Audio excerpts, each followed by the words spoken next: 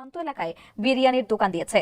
সমাবেশে বাংলাদেশি বিরিয়ানি বয়কটের ডাক দেন নেতারা। সোমবার পেট্রাপোল সীমান্তে এই প্রতিবাদ সভার আয়োজন করে সনাতনী ঐক্য পরিষদ। তবে সভা শেষে অংশগ্রহণকারীদের দেওয়া হয় বিরিয়ানির প্যাকেট। জানা গেছে 10,000 প্যাকেট বিরিয়ানি বিতরণ করা হয়েছে সেখানে।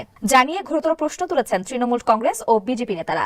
এমনিতেই ইসকন নেতা ও সন্ন্যাসী চিন্ময় কৃষ্ণ দাসের মুক্তির দাবিতে উত্তাল ছিল গোটা ভারত। বিশেষ করে সত্য মিথ্যা ও প্রোপাগান্ডার উপর ভর করে ওপার বাংলায় আন্দোলন হচ্ছে প্রতিদিন। এই ধারাবাহিকতায় ভারতে থাকা বাংলাদেশিদের দোকানে তৈরি হওয়া বিরিয়ানি বয়কটের ডাক দিতে বিশাল প্রতিবাদ সভার আয়োজন করে সনাতনী ঐক্য পরিষদ। কিন্তু বড় ধরনের সভা করতে পারলেও অনুষ্ঠান শেষে বিরিয়ানি বিতরণ নিয়ে তীব্র কটাক্ষের মুখে পড়ে তারা। জানা গেছে সনাতনী ঐক্য পরিষদের আড়ালে এই সভাটি পরিচালনা করে কেন্দ্রীয় শাসক গোষ্ঠী বিজেপি। ফলে এই দলের বিপুল সংখ্যক নেতাকর্মী ও সমর্থক সভায় অংশ নেন। সভামঞ্চে উপস্থিত ছিলেন বিজেপির একাধিক নেতা। তারা একে একে অনুপ্রবেশকারী বাংলাদেশিদের হাতে তৈরি বিরিয়ানি বয়কটের ডাক দেন। কিন্তু বিতরণ করা বিরিয়ানি নিয়ে এক বিজেপি নেতা দাবি করেন, রাজ্যে যেভাবে বিরিয়ানি দোকান গড়ে উঠেছে তা কোনোভাবেই হিন্দুদের হতে পারে না। অন্যান্য বিজেপি নেতারাও একই বার্তা দেন। হুমকি দেন, হিন্দুদের উপর অত্যাচার বন্ধ না হলে দুই দেশের মধ্যে বাণিজ্য বন্ধ করে দেওয়া হবে।